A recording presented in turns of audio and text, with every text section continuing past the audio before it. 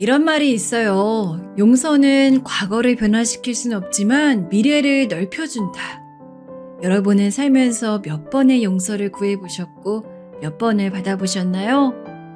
오늘도 두 가지 사연 준비되어 있습니다. 나가지 마시고 끝까지 집중해주세요. 그럼 바로 시작할게요. 전 톡톡 사연의 나미입니다.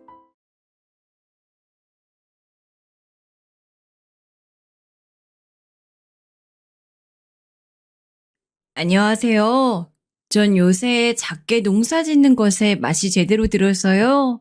저만의 텃밭을 가꾸며 작은 생명들이 자라나는 것들을 지켜보느라 매일 신경을 쏟고 있는 나이 든 여자랍니다.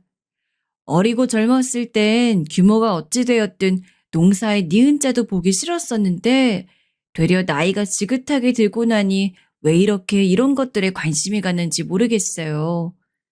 젊었을 때보다 자연도 좋아졌고요.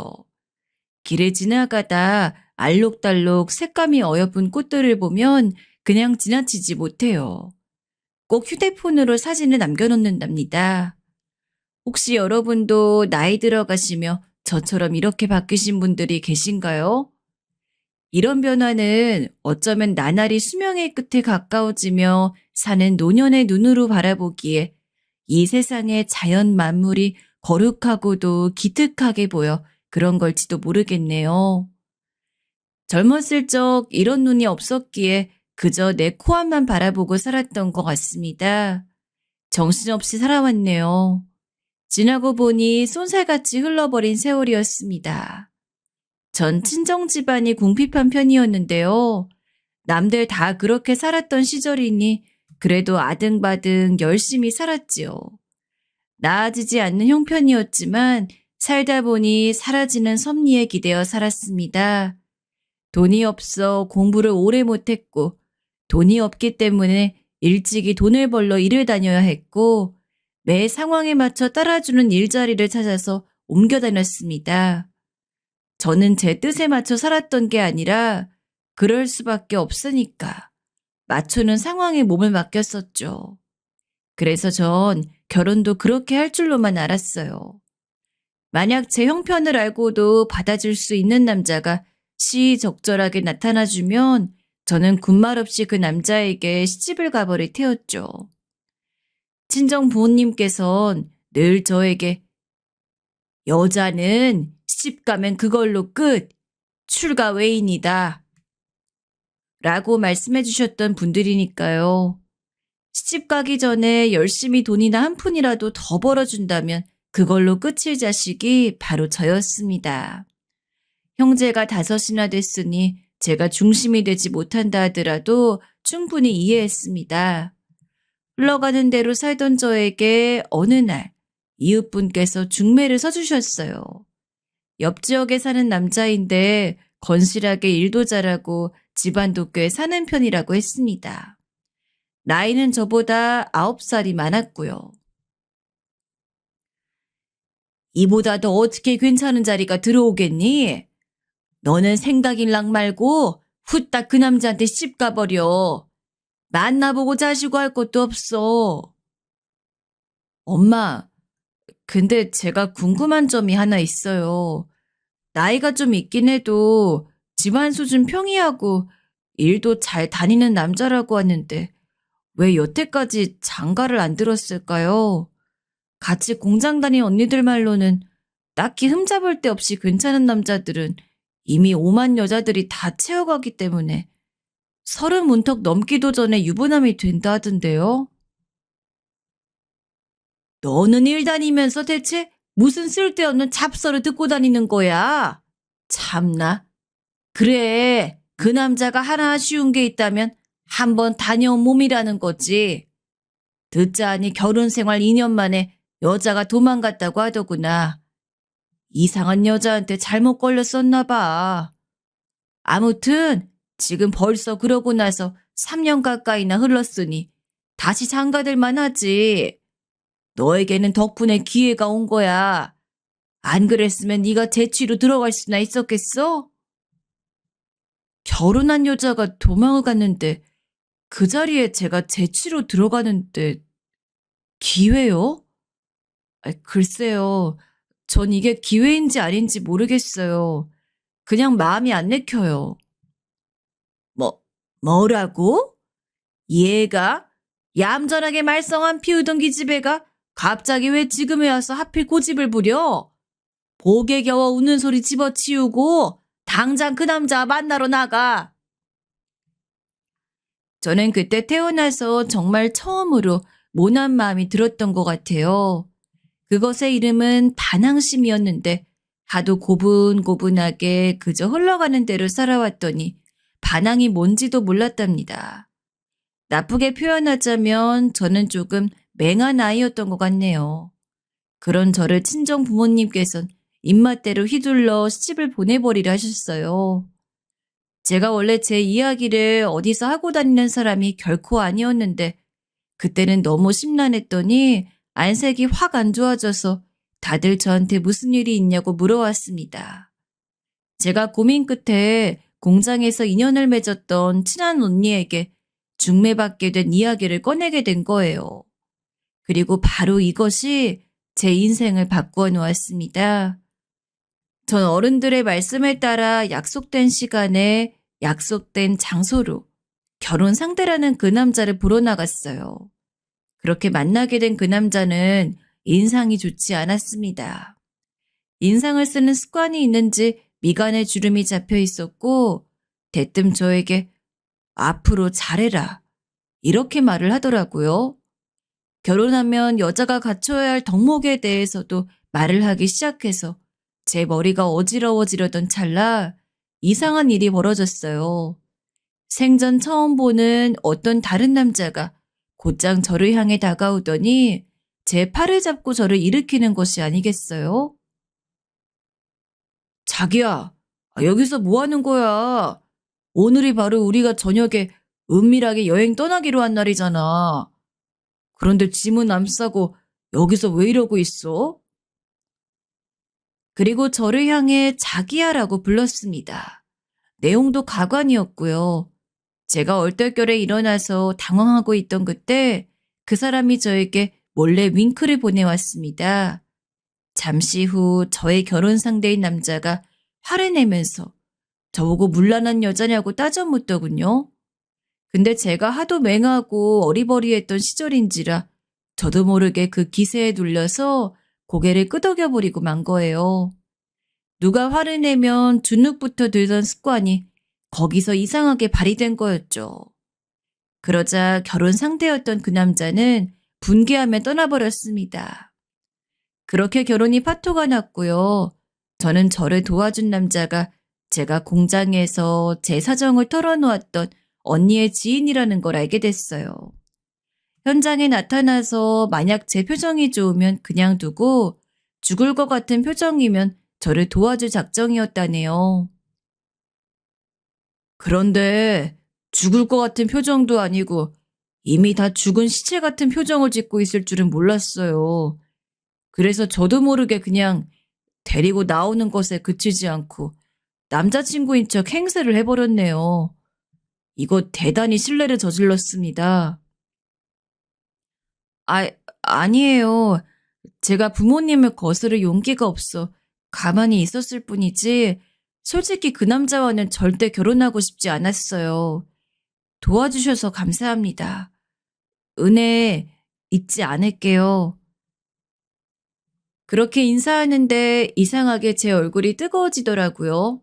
그 사람은 저에게 왜 부모님을 거스를 수 없냐며 이유를 물어왔고 전 시집 가는데 돈을 쓸 수 없기 때문에 형편이 좋은 자리 찾으면 거기로 갈 수밖에 없기 때문이라고 그렇게 답을 했던 것 같아요.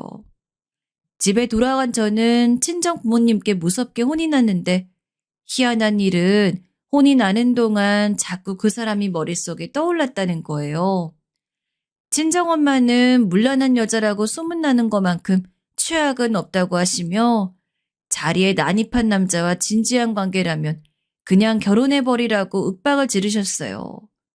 저를 호되게 책망하시려 그러신 것뿐이었으나 그런데 제가 그걸 듣고 나서 얼굴이 더 뜨거워지고 말았던 거예요. 그때 자연스럽게 깨달았던 것 같아요. 제가 그 사람한테 한눈에 반했다는 거죠. 전 일생일 때 용기를 내어 그 사람에게 먼저 교제를 청했습니다. 그때는 정말 얼굴이 뜨겁다 못해 터지는 줄 알았네요. 그 사람은 저를 받아주었고 저희는 서로를 운명이라 여기며 사랑했습니다. 그리고 우여곡절을 겪은 끝에 부부가 되었지요. 시아버지께서는 이미 세상에 안 계셨어요. 시어머니께서는 어느 날 갑자기 쓰러지신 뒤로 건강 회복을 못 이루시고 쓰러지셨던 날로부터 반년이 채 지나지 않아 돌아가셨습니다. 사실 시어머니께서 쓰러지셨기 때문에 제가 남편하고 서둘러 결혼을 했던 것 같네요. 그래서 시어머니께서는 장남이 결혼하는 걸 보고 세상을 떠나셨지요. 이렇게 된 상황이었기에 저에게는 시부모님이 안 계셨고 시댁의 친척들이라고 해봤자 얼마 되지 않았습니다. 이런 저에게 가장 크게 다가온 시댁 인물은 다름 아닌 남편의 하나뿐인 동생이었어요. 연애 기간이 비록 짧았으나 서로를 운명이라 여긴 만큼 전 남편과 진지하고 진솔하게 교제를 했는데요. 그러면서 남편의 이런저런 속 이야기도 많이 들었어요. 그래서 알 수 있었지요. 남편은 정말로 자기 동생을 위하는 형이었습니다. 어렸을 때 2차례 크게 아팠다가 일어난 전적이 있다던 자기 동생을 남편은 무척이나 챙기며 위했습니다. 저도 자연스럽게 그런 남편을 따라가게 되더군요. 도련님은 남편에 비해 내성적이고 상당히 숫기가 없었어요. 형제가 나이 차이가 꽤 난다고 해서 둘이 이렇게나 다를 수 있는 건지 놀랍기도 했답니다.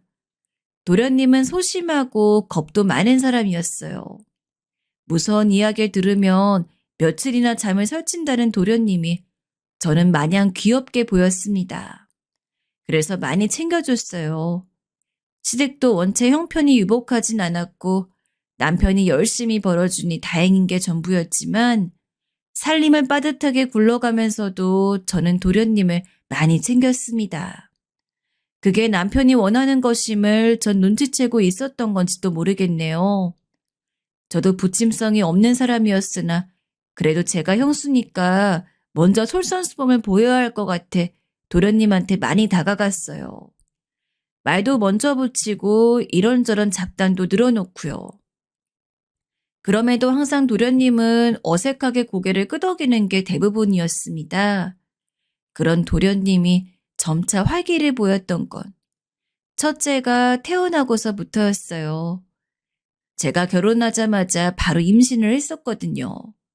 금세 첫째인 저희 딸이 태어났어요. 아이가 태어나자 남편은 일을 더 늘려 열심히 해야겠다며 결의를 다졌기에 무척 바빴는데 도련님이 자기 조카를 돌봐주어 전 숨통이 트였습니다. 적극적인 도련님의 모습은 처음이었죠. 형수님, 전 제가 아기를 좋아하는지도 모르고 살았는데 조카가 정말 예뻐요. 하루 종일 봐도 안 질리는 것 같아요. 먼저 그런 얘기도 하더라고요. 신기했네요. 딸을 낳은 이후로 도련님과 조금씩 친해졌습니다. 그 이전까지는 저한테 할 말이 생겨도 자기 형을 통해 저한테 전달했을 정도였거든요. 그렇게나 낯을 가리는 사람이 바로 도련님이었어요. 너무 낯을 가리는 사람이 있으니까 오히려 저는 더 적극적인 성격이 되어갔고요. 아무튼 저희 딸이 태어난 이후로 말수가 늘어난 도련님은 성격도 살짝 밝아졌어요. 다니던 공장에서 적응에 어려움을 겪은 후 간단한 아르바이트나 전전하고 있었는데 먼저 제 남편에게 일을 다시 배우고 싶다고 그랬습니다. 남편이 자기 동생의 변화에 무척 기뻐하며 친한 형의 인맥을 통해 제법 탄탄한 일자리 주선해 주었습니다. 위험하지 않은 생산직이었고 급여도 괜찮았어요. 배워갈 만한 것들이 많은 자리라고 했고요. 그곳은 남편이 다니던 회사의 거래처들 중 한 곳이기도 했습니다. 그래서 남편은 현장으로 외근을 나갈 때 그곳은 꼭 자기가 갔어요. 친한 형의 가족들이 운영하는 곳이었으니 그런 곳에서 도련님이 일을 하시게 됐던 거예요. 어렵고 힘들어도 적응을 해내고 있다는 얘기에 저도 흐뭇해졌습니다. 뱃속에 품은 둘째에게 말해줬었죠.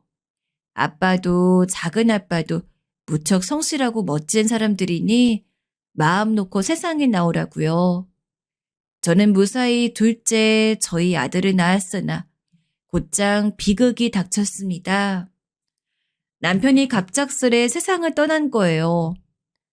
도련님이 다니던 공장, 그곳의 외부 작업장 3층 높이에서 남편이 떨어졌고 명을 달리했습니다. 남편은 퇴근하던 길에 그곳에 들렸고 도련님과 외부 작업장을 둘러보며 이동을 하다 부주의로 사고를 당한 것이었죠.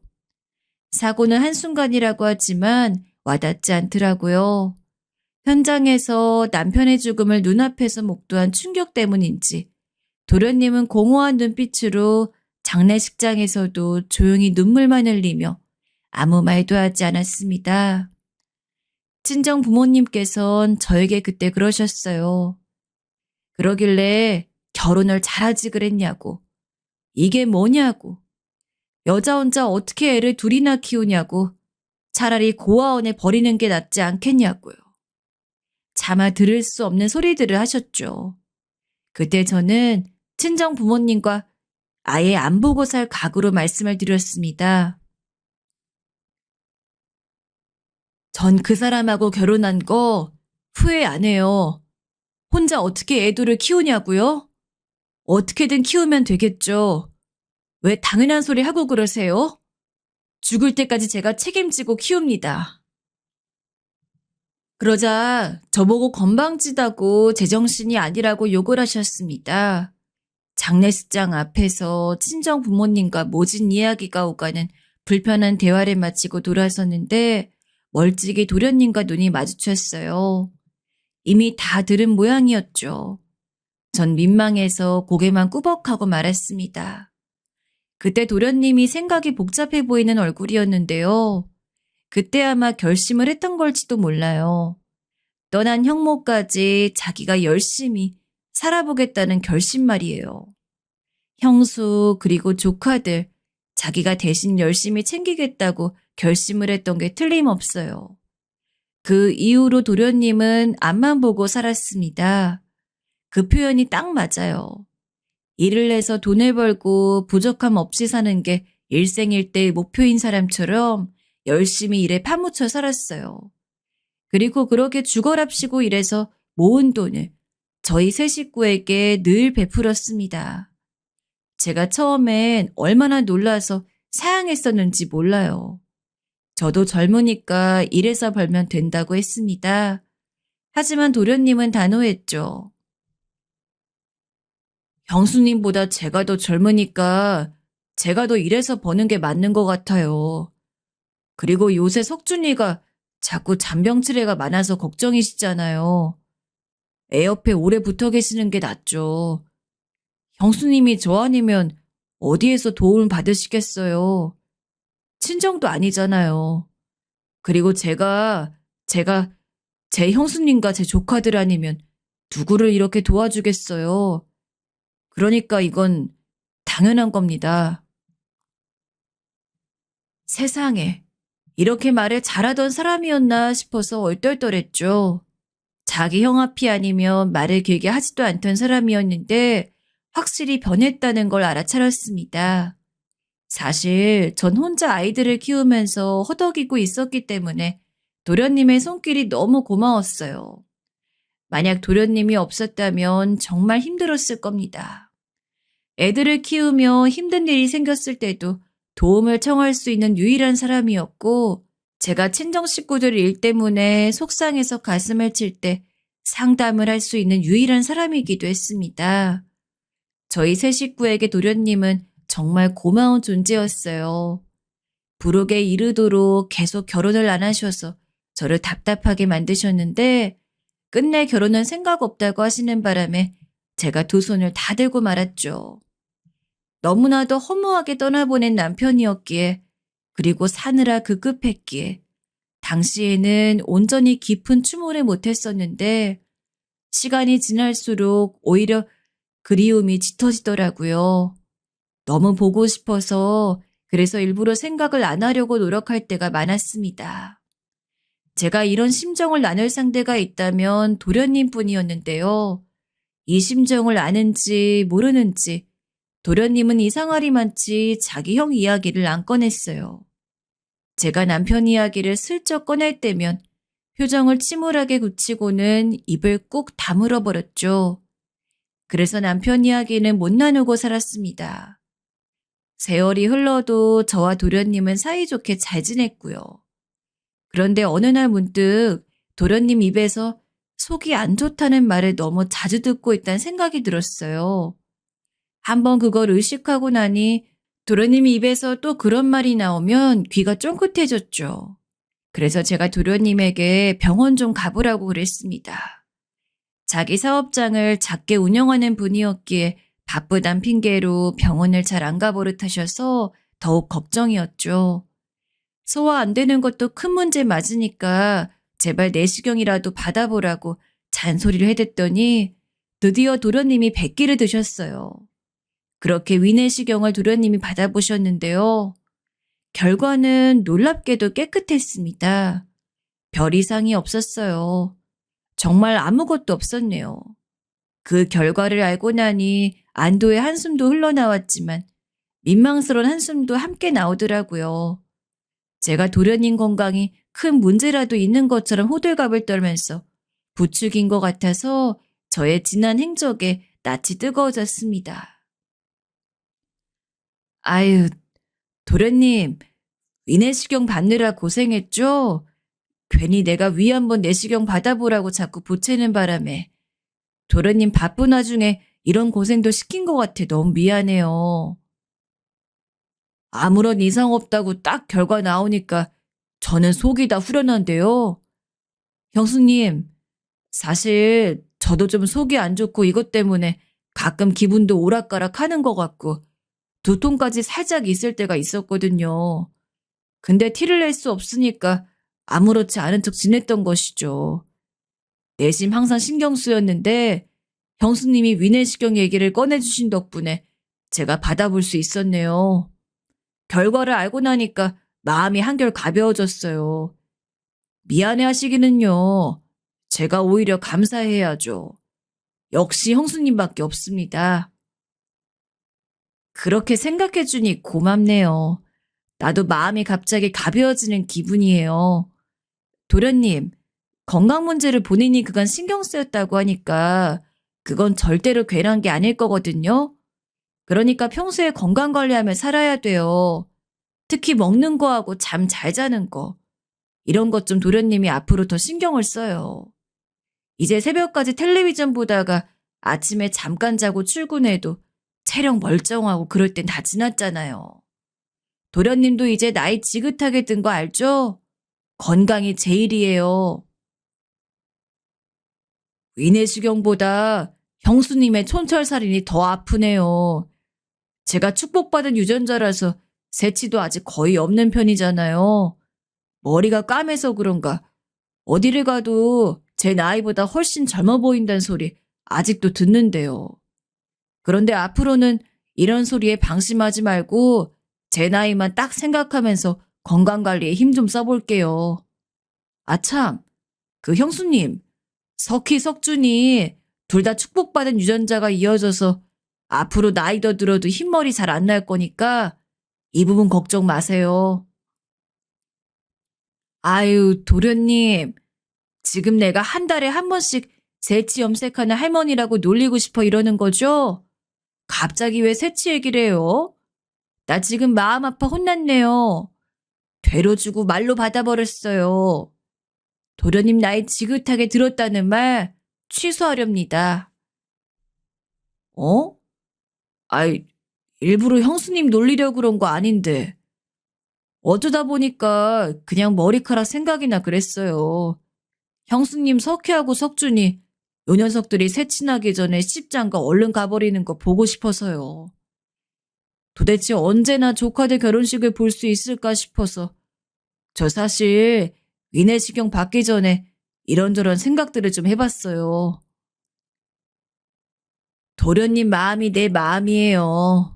지난달에 마트 가려고 집 나서다가 계단 구를 뻔한 거 간신히 면하고 놀란 가슴 쓸어내리는데 그 짧은 순간에 내 새끼들 결혼도 못 시키고 죽으면 큰일인데 이걸 어쩌나? 내가 이런 생각이 다 들었다니까요. 요새는 젊은 애들이 결혼을 하도 안 해서 아주 걱정이 태산이에요. 우리 애들도 그런 풍속 따라가면 큰일인데 결혼하겠다고 데려오는 상대도 없고 아유 미쳐요 진짜. 아니 형수님 계단에서 넘어질 뻔하셨어요? 조심하세요. 계단에서 구르면 나이 상관없이 골로 가는 거 아시죠? 정말 큰일 납니다. 형수님 잘못되시면 애들도 못 살고 저도 못 살고 아주 다 못 살아요. 형수님이 정신적 지주이시니까 누구보다 매사에 조심 좀 하며 사세요. 도련님은 나이 드시면서 어째 점차 너스레만 드신 것 같아요? 젊었을 적엔 제법 숫기도 없고 겸연쩍어 하시더니 어쩜 나이 들어선 이러시는지 몰라. 우리 남편이 지금 하늘에서 보고 막 웃고 있을 것 같네요. 그날따라 도련님과 저는 가볍게 웃으며 또 농담을 주고받으며 그런 즐거운 대화를 나누었던 것 같아요. 그런데 제가 남편 이야기를 하자 도련님이 멋쩍어하며 대화를 황급히 마무리하려는 느낌을 받았습니다. 흐른 지난 세월에 비해 저나 도련님이 남편 이야기는 많이 안 하며 살아오긴 했었지요. 전 왠지 도련님이 여전히 자기 형이 사고를 당했던 그날의 아픔과 충격을 완전히 털어내지 못한 것 같아 안쓰러워졌습니다. 이제 저희 아이들은 다 장성해서 저로부터 대체 언제 결혼들을 하려나 그런 고충들을 안겨주고 있었고 저는 그런 만큼 남편이 없는 세월을 살아오며 인생을 차곡차곡 쌓아온 바였죠. 이런 저보다 도련님이 더 많이 바뀌었다고 생각했었어요. 나이가 이제 꽤 들어서인지 여유가 느껴졌고 너스레도 곧잘 떨었으니까요. 과거의 모습에선 상상도 할 수 없는 면모들이었습니다. 그럼에도 아직 우리 남편의 부재를 조심스러워하고 들춰내기 힘들어하는 아픔으로 두고 있었구나. 거의 다 떨쳐낸 줄로만 알았는데 그게 아니었어. 입맛이 씁쓸해졌고 그날따라 저도 간만에 남편 생각을 많이 했어요. 이 세상에 하나뿐인 아내, 하나뿐인 딸, 하나뿐인 아들, 그리고 하나뿐인 동생을 두고 일찍 떠나버린 제 남편이 하늘나라에서 우리의 인생을 어떻게 지켜보고 있을까 싶었습니다. 이대로 무탈하게 살다가 세상을 떠나는 것이 아마 남편의 바람일 거라고 여겼고요. 하지만 운명은 지난 세월 동안 그려온 평탄한 곡선의 대가라도 뒤늦게 받아내려는 듯 예측할 수 없는 변주를 시작하고 있었습니다. 도련님이 위내시경을 받고 나서 약 3달 정도가 지났을 때였습니다. 저희 딸이 대학 입학 때부터 계속 친하게 지냈던 동기가 있는데 이 동기의 가족들이 돼지갈비집을 오픈하는 바람에 식사 초대를 받았어요. 냉정한 평가도 필요하니까 편하게 와서 많이 먹고 평가만 정확히 해달라는 요청과 함께 말입니다. 당연히 저희 세 식구가 함께 출동하면서 도련님에게도 연락을 했어요. 도련님은 원래 고기 중에서 돼지를 가장 좋아하는 입맛입니다. 남들은 환장하는 한우도 보통으로 즐기는 편이었고 대중적인 찜닭 요리보단 돼지갈비찜을 훨씬 더 좋아했죠. 돼지갈비는 도련님이 워낙 좋아하는 메뉴라서 어디를 함께 외식 나가면 장소는 달라도 메뉴는 거의 돼지갈비였어요. 참새가 방앗간을 지나치랴라는 심정으로 즐겁게 도련님을 불렀는데 저희 세 가족이 그 자리에서 어리둥절했어요. 왜냐하면 도련님이 초반엔 잘 드시는 것 같았다. 어느 순간 젓가락질을 거의 안 하시는 거예요. 제가 그때까지 살면서 이렇게 돼지갈비 잘 안 드시는 모습은 처음 보는 것이었습니다. 도련님은 오죽하면 장염 걸리셨다 나으셨던 직후에도 다른 건 못 드셔도 돼지갈비는 잘만 구워 드셨던 분이었어요. 그런 분이 왠지 속이 불편하다는 표정을 숨기지 못하시며 많이 드시기를 망설이더군요. 도련님, 혹시 어디 안 좋아요? 또 속이 불편한 거예요? 다른 사람이면 이게 무슨 큰일이냐며 가벼이 넘기겠지만 도련님이라서 내가 그냥 넘어갈 수가 없어요. 이렇게 좋아하는 메뉴마다 하는 건 지금 살면서 처음 본단 말이에요. 아유, 그러게요. 왜 오늘따라 속이 안 받쳐줘서 하필 많이 못 먹는지 모르겠어요. 많이 먹으면 돈 많이 나올까봐 저도 모르게 재워하나 봅니다. 에이, 말도 안 되는 소리 하지 마세요. 초대받아 온 자리인데 저희 애들도 아니고 왜 도련님이 돈 걱정을 해요? 도련님, 속 많이 불편한 거죠? 얼른 솔직하게 털어놓으세요. 자리를 망치고 싶지 않으시다며 끝내 아무것도 아니다라며 손살에 찌시려던 도련님은 저와 애들의 추궁어린 눈빛을 이기지 못하고 결국은 실토를 하였어요. 위내시경을 받고 난 이후로 계속 이상하게 소화가 잘 안 되고 더부룩함을 느껴왔다고 하더군요. 가끔은 이유 없이 속이 쓰리기도 하다 했고요. 그러고 보니 잘 안 드시는 것 때문에 눈이 쏠려 잘 몰랐는데 도련님의 안색도 전에 없이 좋지 못해 보였어요. 병원에 가봤냐고 했더니 위내시경까지 한마당에 무슨 또 병원을 가겠냐며 고개를 저으시더라고요. 그래서 제가 또 성화를 부리고 말았죠. 또 아무것도 아니었던 결과지가 등장해 제가 민망해진다 해도 상관이 없었습니다. 도련님 건강이 걱정이었죠. 돼지갈비를 거의 못 드시던 모습이 하도 충격적이라 저희 애들도 걱정을 많이 했습니다. 그래서 이틀 뒤에 도련님은 병원을 가셨고요. 증상으로 보건대 스트레스나 면역력 저하로 그럴 수도 있고 일단 역류성 식도염이 있는 것 같단 소견을 받으셨고 도련님은 그렇게 처방받은 약을 복용하기 시작하셨습니다. 그리고 보름 뒤 저희 아들이 안부 연락차 도련님과 문자를 나누더니 저에게 와서 이랬어요. 아무래도 병원이 돌팔이인가 봐. 왜 하필 그런 병원을 가셨을까? 왜 그러는데? 혹시 배 아프신 거 여전하다 그러셔?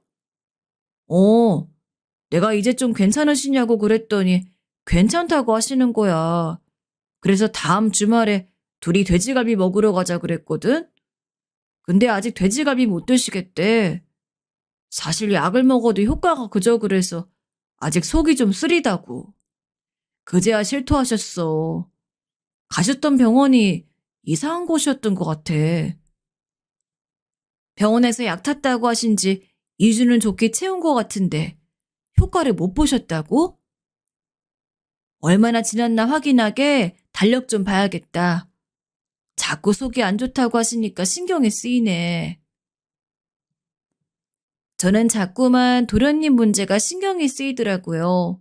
이상할 만큼 그랬어요. 아무한테도 이런 소리 안 했지만 당시에 저는 하늘나라에서 제 남편이 내 동생한테 큰일이 생겼다 이렇게 표시를 해주는 것만 같아 그래서 신경을 떨칠 수가 없었습니다. 도련님한테 연락해서 다시 위내시경을 받든 큰 대학병원을 가서 싹 다 건강검진을 가장 비싼 걸로 받든 양자택일부터 하라 그랬습니다. 가게일 때문에 시간 내기 애매하다며 도련님이 우물쭈물 거리셨는데 제가 강하게 나갔습니다.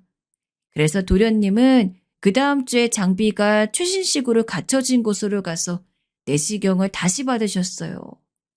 일전에 위내시경을 받아봤던 곳과는 전혀 다른 것이었고요. 전 내심 대학병원이나 가시지 또 위내시경을 받으시면 별다른 이상 없다는 소견이나 듣게 될까 한숨이 나왔는데 엄청난 반전이 기다리고 있었습니다. 새로 받은 위내시경에선 이상 소견이 뜬 거예요. 여기선 안 되고 큰 병원으로 가서 검사를 받으라는 말과 함께 말입니다. 큰 병원이라니 의사 입에서 그런 말이 떨어지니 도련님이 깜짝 놀라셨대요. 하지만 그때까지만 해도 도련님은 진지하게 걱정은 안 하고 있었습니다. 그렇게 결국 대학병원의 검사를 받게 되셨지요. 전 이때부터 느낌이 안 좋았던 것 같아요. 왜냐하면 결과가 나왔을 시기였건만 도련님은 가타부타 연락이 없었으니까요. 제가 전화를 하면 안 받으셨고 문자로 시간 나면 제가 먼저 연락드리겠다는 식의 내용만 도련님은 보내오실 따름이었어요.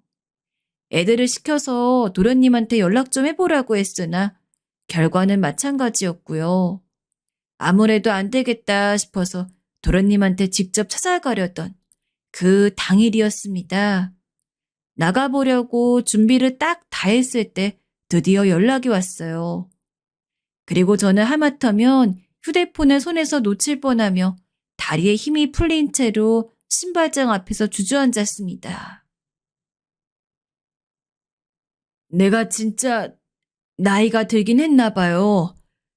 이상하게 헛것이 들리네요. 도련님, 아니죠?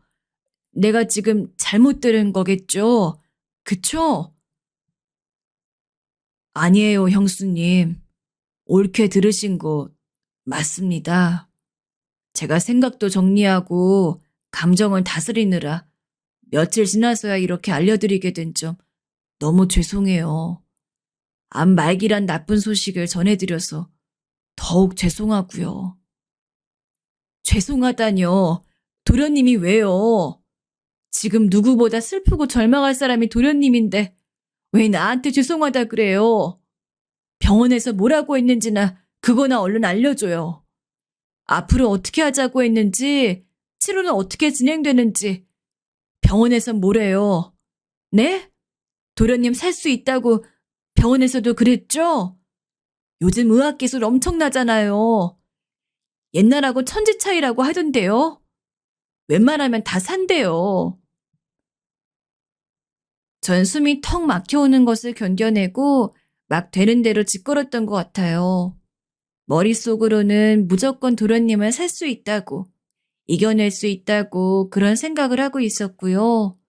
하지만 휴대폰 너머의 도련님은 대답이 없으셨습니다.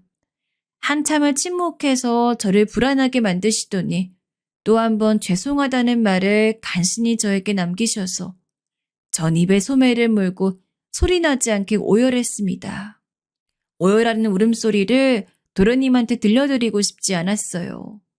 가뜩이나 심란한 사람에게 그런 소리까지 들려주고 싶지 않았죠. 통화를 끝내고 제 손목을 보니 제가 소매뿐만 아니라 살까지 물었더라고요. 그 고통을 몰랐던 거예요. 입자국이 깊이 나 있어서 피를 안 본 게 용할 정도였습니다. 이런 것쯤은 아무것도 아닐 정도로 도련님은 큰 고통에 처해 계신다는 생각에 전 씩씩하게 일어났어요. 신락 같은 희망일지라도 그거 붙잡고 끝까지 해봐야 했어요. 도련님이 지난 세월 저와 제 아이들에게 얼마나 헌신적으로 잘해주셨는지 전 알았습니다. 진작 장가를 가셔서 가정을 이루실 수 있었음에도 형수와 조카들을 챙기기 위해 그걸 포기하셨던 분임을 사실 전 알고 있었습니다. 그걸 알면서도 비겁하게 모르는 척 살아왔던 저였습니다. 그 누구보다 희생적으로 살아오신 분이 왜 그런 몹쓸 병에 걸렸는지 하늘이 원망스러웠고 이 세상에 권선징악이란 없는 것 같았어요. 조금 더 이르게 도련님의 건강 문제를 눈치채지 못한 제 자신도 한없이 바보 같았습니다. 도련님의 소식에 저희 애들도 크게 놀라 아무 말도 못하고 눈물만 흘렸지요. 세상에 어떻게 이런 불공평한 일이 있을 수 있냐고 저희 셋이서 머리 맞대고 울면서 원통했습니다. 전 도련님 앞에서 씩씩하게 굴어보려고 했으나 막상 병실에 누운 도련님의 모습을 보자 심장부터 철렁 내려앉더군요. 게다가 제 귀로 직접 들은 도련님의 상태가 너무 절망적이어서 정신이 아득해졌습니다. 이미 전이 될 대로 전이가 되었단 이야기였어요. 그간 통증이 계속 있었을 텐데 어떻게 참고 살았냐고 안쓰러워하는 의료진의 말을 듣자 가슴이 찢어지는 듯 했습니다. 도련님은 병원에 입원하신 이후로 심각한 통증에 시달리셨지요. 도련님의 이야기론 입원하기 전보다 10배는 더 통증이 심하다고 하셨고요. 딱히 음식 가리시는 것도 없었고 돼지고기라면 사족을 못 쓰셨던 분인데 이제는 죽 외에는 아무것도 드시지 못했습니다. 도련님, 이러지 말고 죽 한 술이라도 더 입 안으로 넣어보세요. 네? 체력이 있어야 한다잖아요. 먹어야 체력이 생기죠. 배가 너무 아파서 진통제를 들이부었는데도 너무 아프고 입안도 까끌거려서 도저히 한술도 못 들 것 같아요. 죄송해요, 형수님. 신경 써주시는데도 죽 하나 제대로 못 먹네요. 그게 왜 죄송할 일이에요. 속상할 일이죠. 도련님 나한테 지은 죄 하나 없으면서 자꾸 죄송하다 소리 잘하는 거 알고 있어요? 죄송할 거 없으니까 기운이나 내요. 기운 잃지 말아요, 도련님. 하늘에서 제발 힘내라고 응원하고 있을 존재가 있다는 거 도련님도 알잖아요. 그러니까 우리 조금만 힘내보기로 해요. 도련님은 어느새 하루에 죽 한 그릇도 다 못 비우는 상태가 되어 있었습니다. 너무 허탈할 만큼 순식간에 벌어진 변화였어요. 물도 삼키기 거북하다고 하셨죠. 복수까지 차서 그걸 빼는 도련님의 모습을 제가 보게 될 줄이야. 기억을 더듬어 보면 아직도 도련님의 20대 초반 모습이 저에게는 제법 선명하게 떠오르는데 그 젊고 어렸던 모습 이후로 인생을 성실하게만 살아온 사람에게 왜 이런 비극이 닥쳤는지 씩씩하게 굴어보자고 다짐을 하고 또 해봐도 그 다짐이 자꾸만 무너져 내렸습니다. 도련님과의 이별이 이런 식으로 이렇게 일찍 찾아오게 될 줄은 몰랐어요. 여전히 믿고 싶지가 않았는데 정작 도련님은 마음의 준비를 마치신 듯 했습니다. 도련님이 죽마저 마다하셨던 날 저에게 할 말이 있다고 중요한 얘기라고 그러셨어요. 직감적으로 저는 유언을 남기려는 것이구나 이런 생각이 들어서 아찔해졌습니다. 차마 알겠다는 말이 안 나왔어요. 그래서 초라하고 못나게도 잠시 바람 쐬고 올 시간이 필요하다고 하며 자리를 떴고 밖에 나가서 저는 가슴을 추슬렀습니다. 겸허하게 유언을 들을 용기를 달라고 하늘을 보며 저는 그렇게 빌었던 것도 같아요. 도련님은 아마 재산 이야기와 자기 조카들에 대한 당부와 그런 것들을 하실 게 분명했죠. 그런 걸 다 듣고 나면 정말로 도련님의 살 날이 얼마 안 남았다는 사실을 제가 인정하게 되는 것이 될까봐 착잡했습니다. 애써 표정 관리를 하면서 의자를 가까이 가져와 도련님의 옆에 앉았어요. 어느덧 30년의 세월이었네요, 형수님. 저희 형이 떠나고 나서 그 세월이 흐르는 동안 저는 무거운 마음으로 살아왔습니다. 도련님 입에서 그 사람 이야기가 먼저 나오다니 이런 순간이지만 반갑네요.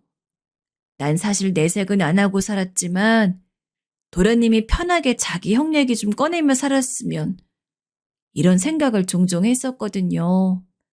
우애 좋은 형제 사이였잖아요. 그래서 나는 도련님 입에서 사실 내가 모르는 옛날 남편의 이런저런 이야기도 듣고 싶었던 것 같아요. 그런 마음들도 이젠 다 지나버린 이야기지만요. 형수님, 제가 감히 그럴 수가 없었어요. 감히 제가 먼저 형 이야기를 입에 담을 수가 없었습니다. 저는 그래서는 안 되니까요. 네? 안 될 이유가 뭐 있어요? 도련님, 대체 왜 그렇게 생각했어요? 제가 당황해서 대꾸했는데 저를 바라보는 도련님의 눈빛이 무척 깊은 것을 보고 더 당황하고 말았습니다. 그건 결코 짧은 시간 동안 쌓인 깊이가 아니었어요. 오랜 세월 축적된 것이었죠.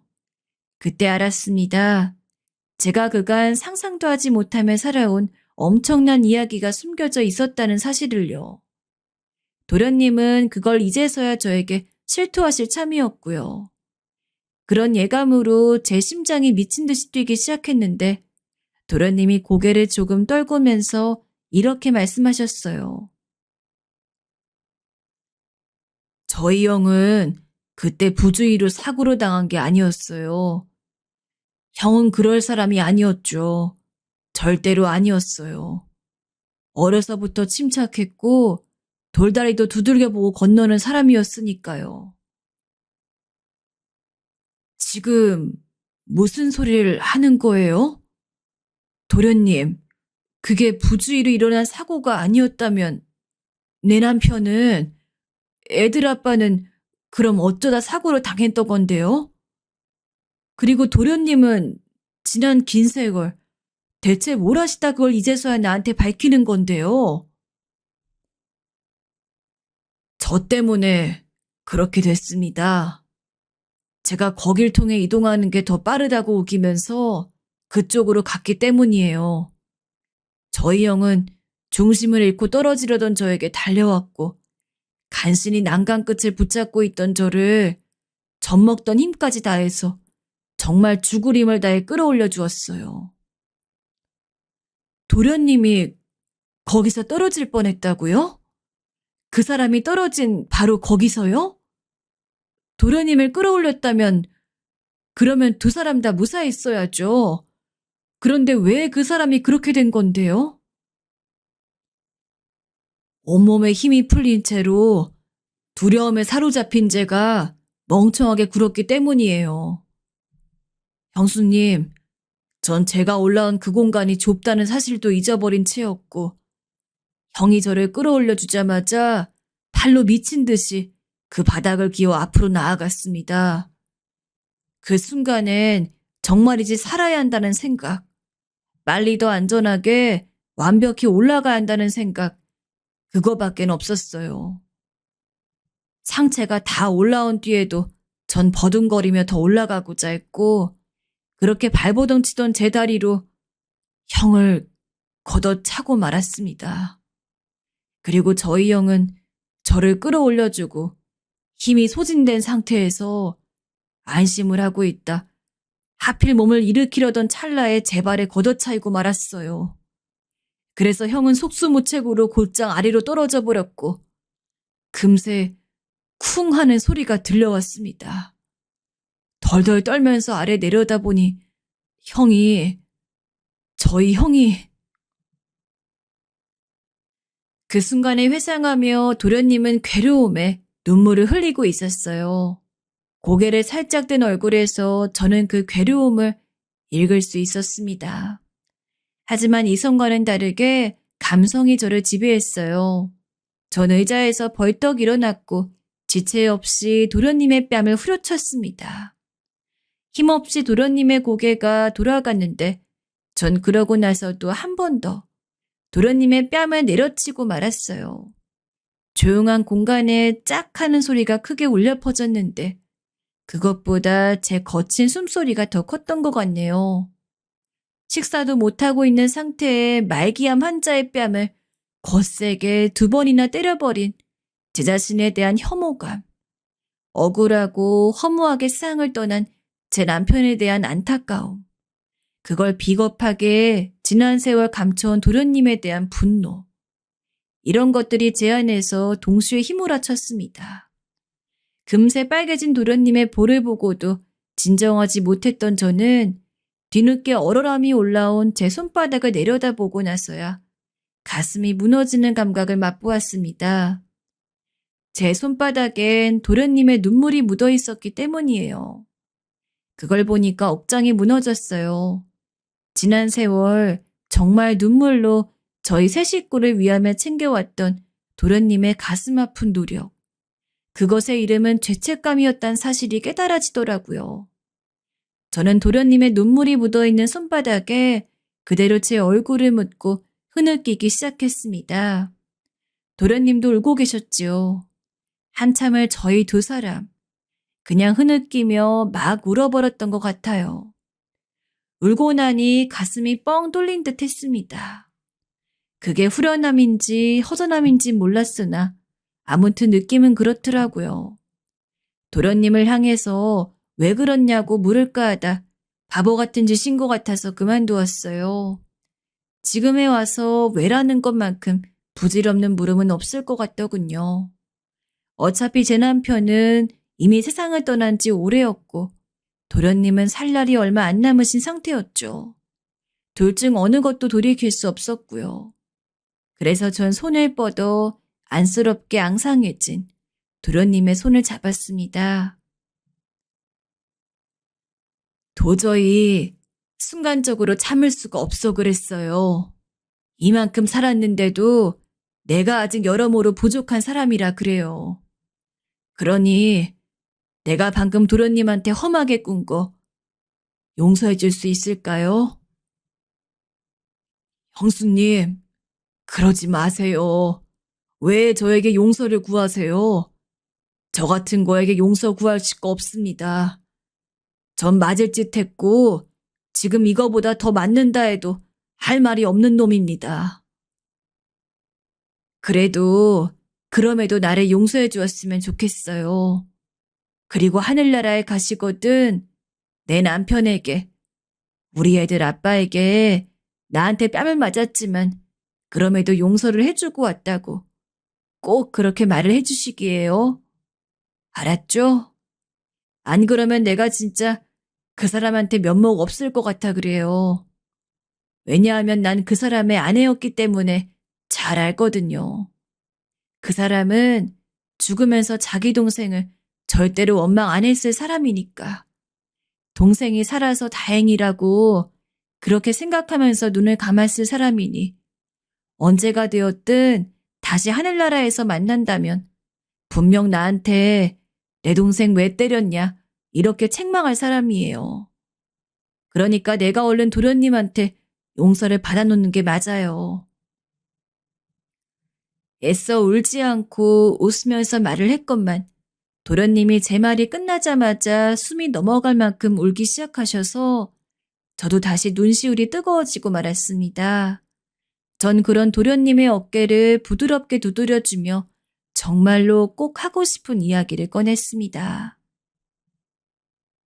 그리고 이 얘기도 그 사람한테 꼭 전해줘요. 나한테 용서를 받았다고요. 이미 용서 다 받고 하늘나라로 온 거라고 그렇게 말을 해줘요.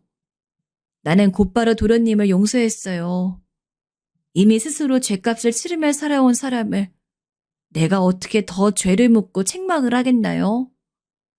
도련님, 난 도련님을 용서했으니 마음 무섭게 갖지 말고 편한 생각만 하다 보고 싶은 형 만나러 가셨으면 해요. 형수님, 죄송합니다. 그리고 감사해요. 저는 제멋대로 이기적인 판단을 내린 채 살아왔어요. 저 때문에 형이 그렇게 됐다는 거 형수님이 아신다면 2배로 더 괴로워하실까봐 그게 걱정되고 염려된다는 핑계를 스스로에게 대면서 추악한 비밀을 감춘 채 살아왔습니다. 이렇게 못난 저를 용서해 주셔서 정말로 감사드립니다. 형수님 덕분에 제가 용기를 가지고 형을 만나러 먼 여행길 떠날 수 있을 것 같아요. 도련님이 울면서도 살포시 웃어 보이셨어요. 생각해보면 신기한 일이었습니다. 도련님의 몸 상태는 하루하루 악화되고 있었고 이제 병원에서도 사실상 해줄 수 있는 조치가 남아있지 않은 정도였습니다.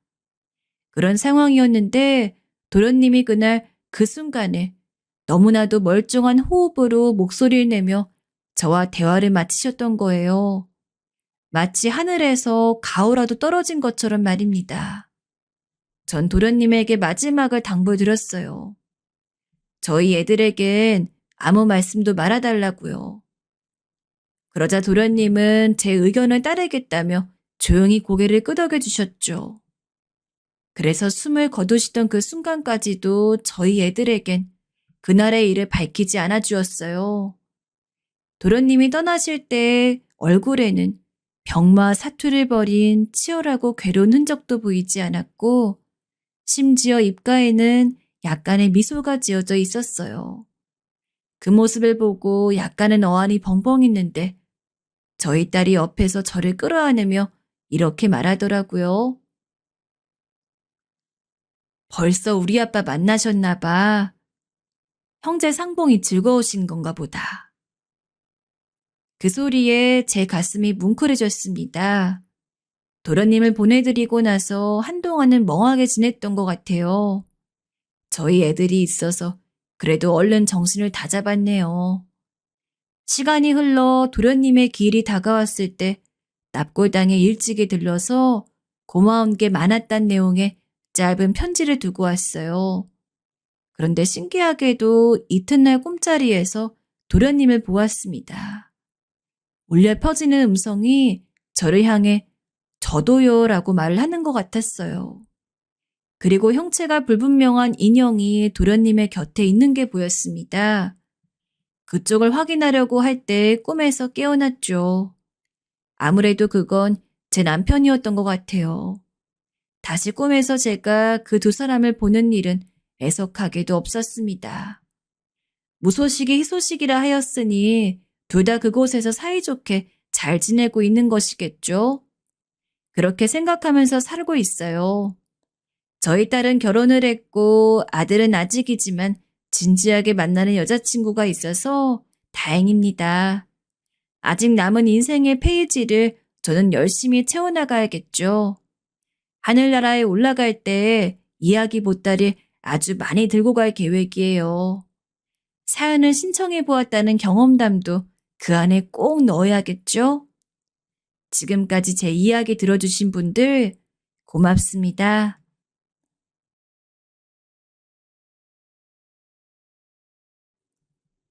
안녕하세요. 평범하다면 평범한 아저씨입니다. 요즘 제게 정말 황당한 일이 생겨 이렇게 사연을 남겨봅니다. 용기 내어 쓴 글인만큼 부디 끝까지 시청해 주시면 고맙겠습니다. 누군가는 제가 별 볼 일 없는 농부의 아들로 태어나 분에 넘치는 여자와 결혼했다고 생각할 수도 있겠지만 저는 저희 부모님이 무척이나 자랑스럽습니다.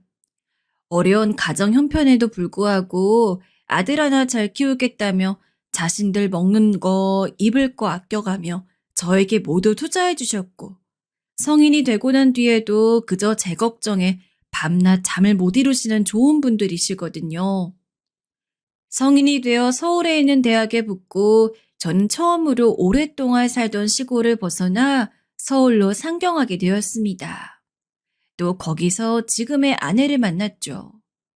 국내 3대 대학 중 한 곳에 입학했던 저는 상상도 할 수 없을 만큼 비싼 등록금에 부모님은 물론 제 등골까지 휠지경이었지만 어릴 적부터 무척이나 부유하게 자랐던 나는 등록금 걱정은커녕 매달 어지간한 직장인 월급에 해당하는 돈을 용돈이랍시고 다니면서 저와는 다르게 무척 여유 있는 삶을 살았습니다. 은혜는 입고 있는 옷 보면 다 명품인 것 같아. 몰랐어? 은혜네 부모님이 엄청 큰 회사 사장님이라잖아. 동네가 좁아서 다 비슷비슷한 형편의 사람들만 모여 살던 시골과는 다르게 서울에서는 참 잘 사는 사람들이 많더라고요. 하지만 그 중에서도 아내는 유독 더 독보적이었습니다. 아내랑 사귀기 전에도 같은 학과였던 데다가 아내가 성격상 술자리나 식사를 할 때 자기가 다 내는 걸 좋아했는데 저도 몇 번 아내에게 얻어먹어본 사람으로서 은연중에 저 사람이 정말 잘 사는구나 라는 생각을 하긴 했어요. 근데 막상 주변 친구들한테 아내가 구체적으로 어떤 집안의 딸인지를 듣고 나니 완전히 달라 보이더라고요. 특별히 이성으로서의 매력이 느껴졌던 것은 아닙니다. 그냥 단순히 저와는 완전히 다른 환경에 살고 있는 사람에 대한 동경이자 신기함이었죠. 저기, 영준아. 우리 사귈까? 나 네가 마음에 드는데. 넌 어때? 나, 나를? 그래서 아내가 처음 저에게 연인으로서의 관계를 제안했을 때 엄청 놀랐습니다. 왜 부족한 거 없는 사람이 나를 만나려 그러나 싶었죠. 고백을 받았을 당시 아내를 사랑했냐고 묻는다면 솔직히 아니라는 것에 가깝긴 했으나 아내가 좋은 사람인 건 알고 있었으므로 사귀게 된다면 행복하게 연애를 할 수 있을 것 같다는 생각은 했어요. 그래서 기꺼이 아내의 고백을 받아들였습니다. 약 5년 정도 만났을 무렵 저희는 예상보다 빠르게 결혼을 해야 했습니다. 아이가 뱃속에 들어섰기 때문이었죠. 저와 아내는 딱 대학을 입학한 20살에 사귀기 시작했고, 애가 생겼을 때는 저는 군대를 다녀오고 아직 대학교 3학년에 재학 중이었으며, 아내는 취직을 준비하고 있던 시기였어요. 양쪽 다 애를 키우기엔 아무런 준비가 안 되어 있었기에 그 상황이 너무나 까마득했습니다. 우리 어떡하지? 나 너무 무서워. 걱정 마. 이렇게 된 거 우리 제대로 결혼에 대해 생각해보자. 사실 저라고 해서 결혼을 무조건 반기고 싶었던 건 아닙니다. 아직 대학도 졸업하지 않은 상황에서 부담이 더 컸죠. 하지만 어찌됐건 저와 아내의 사이에서 생긴 아이였고 단순히 제 현재 상황이 여의치 않다는 것만으로 아내에게 아픔을 안겨주고 싶지가 않았습니다. 평소 여자를 임신시키고 도망간 남자에 대한 기사를 볼 때 저런 놈들은 다 감옥으로 보내야 한다면서 종종 열변을 토하곤 했는데 그런 저의 가치관상 제 핏줄임이 분명한 아이, 그리고 그런 아이를 품은 여자를 외면할 수 없었어요. 그러나 아무리 결혼을 원한다고 해도 제 마음대로 되는 것은 아니더라고요. 우리 애랑 순순히 헤어져라. 내 딸, 너 같은 놈한테 보내려고 이렇게 애지중지 키운 거 아니야. 돈은 넉넉하게 넣었으니 불편함은 없을 거다. 전 지금까지 자기 자식이랑 헤어지라고 흰 봉투에 돈 넣어주는 건 드라마에서나 존재하는 거라 생각했는데 제가 그걸 실제로 겪어볼 줄은 꿈에도 몰랐습니다. 당시 아내의 부모님은 아내에게서 제 연락처를 알아냈는지 먼저 전화해선 잠시 만나자고 했고 제가 가서 인사를 드리자마자 대뜸 두께가 꽤 있어 보이는 봉투를 하나 탁 건네더니 저렇게 말씀을 하셨어요. 당연히 받지 않았습니다. 제가 부주의한 덕에 발생한 일이라 정말 죄송합니다. 하지만 저 그만큼 은혜를 사랑하고 있고 비록 지금은 아무것도 없는 대학생이지만 나중에 졸업하고 취직해서 제대로 은혜랑 같이 저희 아이 키우고 살 자신 있어요. 물론 겨우 그 정도 호소로 먹힐 거였다면 애초에 아내 부모님이 돈 봉투까지 들고 찾아올 일은 없었을 겁니다. 제 말에 콧방귀조차 끼지 않던 두 분은 봉투를 휙 낚아채곤 자리에서 일어나 나가셨고 그 이후부터 전 아내를 포기해라는 말에 시달려야 했습니다. 밤길 조심하란 이야기 실제로 들어보신 적 있으신가요? 저는 들어봤습니다. 누가 봐도 조폭으로 일할 것 같은 건장한 남자들이 알바 끝나고 집에 가는 저를 둘러싸고 입에 담지도 못할 막말을 하는 것까지 겪어봤습니다. 진짜 정신이 너덜너덜해지더라고요. 그럼에도 차마 시골에 있을 부모님에게 걱정을 끼치기 싫어서 혼자 모든 걸 알아야 했습니다. 자기 부모님이 내가 마음에 많이 안 드시나 봐. 계속해서 결혼은 생각도 하지 말라고 하시네. 그나마 아내에게만 좋게 좋게 돌려 표현하곤 했죠. 제 이야기에 아내는 자기가 어떻게든 해보겠다고 했으나 금세 시무룩한 얼굴로 저를 마주했습니다. 대학에 다닐 때부터 아내가 부유한 집안의 딸인 건 알았으나 이렇게 직접적으로 결혼을 맞닥뜨리게 되고 나니 정말 저로서는 감히 엄두도 못 낼 정도로 좋은 집에서 자랐다는 것을 절절하게 깨닫게 되었죠. 하지만 그렇다고 포기할 수 없었습니다. 아내를 포기하면 자연스럽게 저희 사이에 있는 아이도 포기해야 되는데 이미 뱃속에서 자라고 있는 생명을 포기할 용기가 제겐 전혀 없었어요. 차라리 바위에 달걀을 부딪히는 격이라고 할지라도 끊임없이 아내의 부모님에게 결혼에 대한 허락을 받아 함께 가정을 꾸리기 위해서 노력하는 것이 더 나았죠. 우리가 너 같은 놈을 한두 명 만나봤을 것 같니? 겨우 애 하나 있다고 내 딸 앞길을 평생 막을 셈이냐? 주제를 알아야지. 하지만 그때 저도 어렸습니다. 아무리 노력을 해도 아내의 부모님은 절대로 마음을 돌릴 기미가 보이지 않았죠. 무분별하게 쏟아지는 욕설에 하루하루를 버티기가 너무 힘들었습니다. 그렇게 한 달가량을 버티다가 결국 아내에게 이렇게 말했어요. 날 떠나가도 좋으니 아이는 내가 키울 수 있게 해달라고. 무슨 그런 말을 해. 난 자기랑 결혼하고 싶어. 내가 더 강하게 나서서라도 우리 엄마 아빠 설득해 볼게. 저한테는 그렇게 매몰찬 장모님과 장인어른이었을지라도 아내가 직접 나서 밥까지 굶어가며 저랑 결혼하는 거 아니면 세상 살기 싫다고 극단적인 선택을 할 거라고 하니 어쩔 수 없었나 봅니다. 결국 제가 처갓집에 들어가 사는 조건으로 결혼을 허락받을 수 있었어요. 비록 첫인상이 그리 좋지 않았지만 제가 처갓집에서 열심히 살고 장모님과 장인어른에게 잘 보인다면 두 분도 저를 언젠가는 다르게 봐주실 거라고 믿었습니다. 그래서 대학교 공부도 열심히 했어요. 남은 학기는 전부 성적 장학금으로 등록금을 냈고 졸업 전에 장인어른과 장모님 회사를 포함해 이름 있는 대기업들까지 전부 면접 합격을 했습니다. 오로지 제 능력으로 이뤄낸 합격이었고 오로지 연봉만 본다면 당연히 대기업에 들어가는 것이 낫겠지만 저는 직접 두 분의 회사에서 일을 하며 저를 더 어필할 기회를 찾고 싶었어요. 그래서 두 분의 회사에 취직을 해서 첫 일을 하게 되었죠. 회사 첫날이 아직도 기억에 남습니다.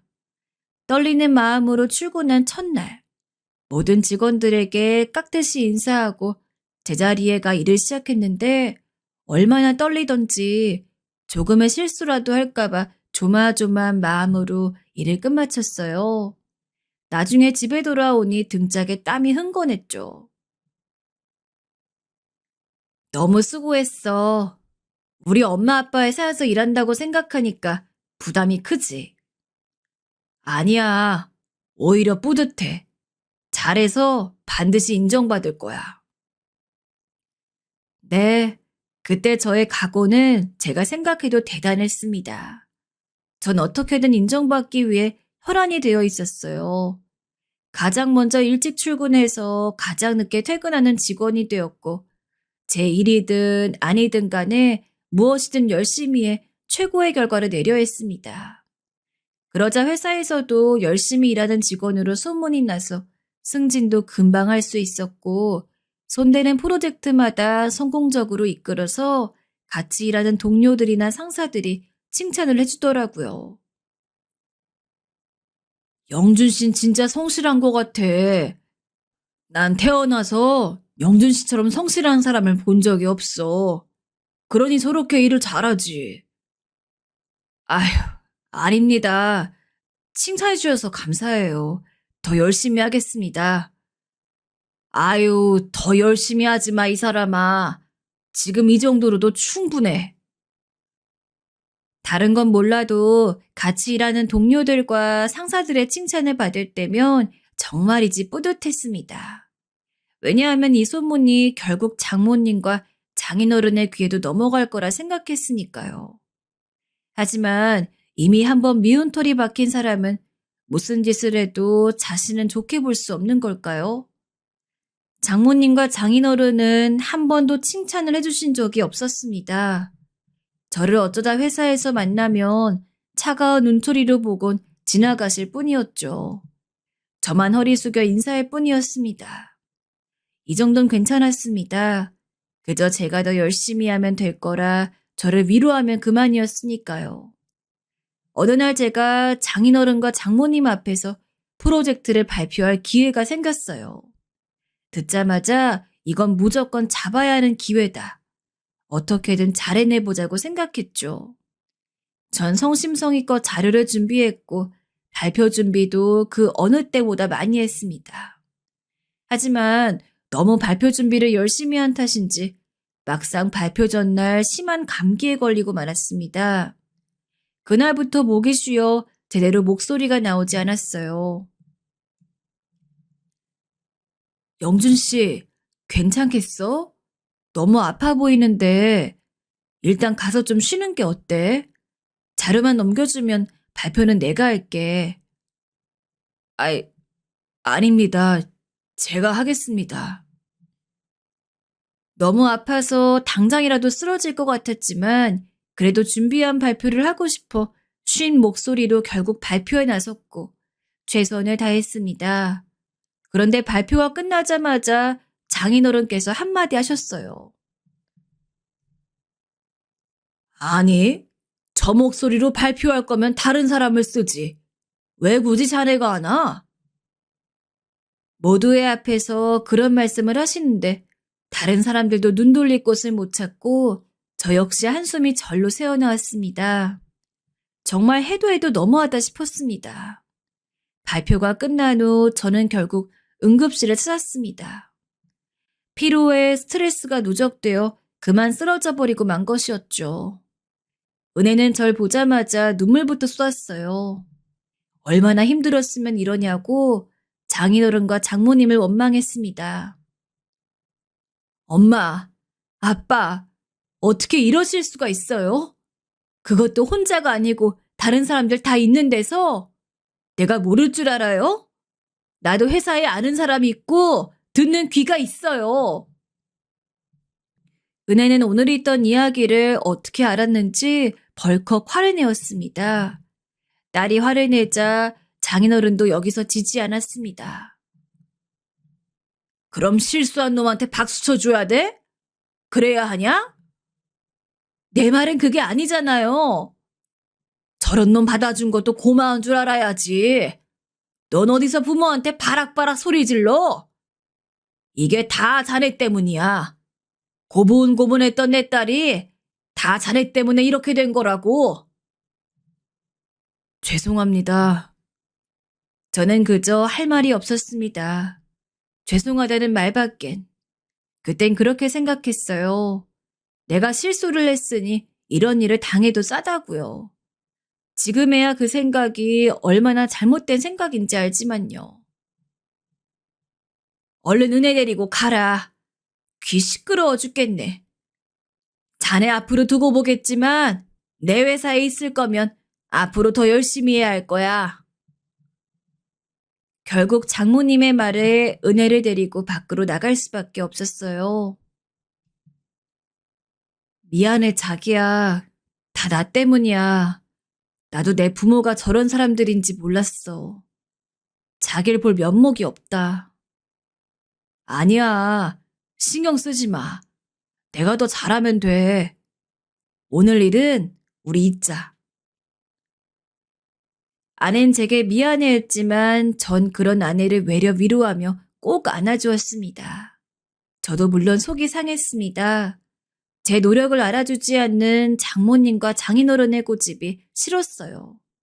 하지만 어찌됐건 급한 놈은 저였으니 제가 무릎을 꿇을 수밖에 없었지요.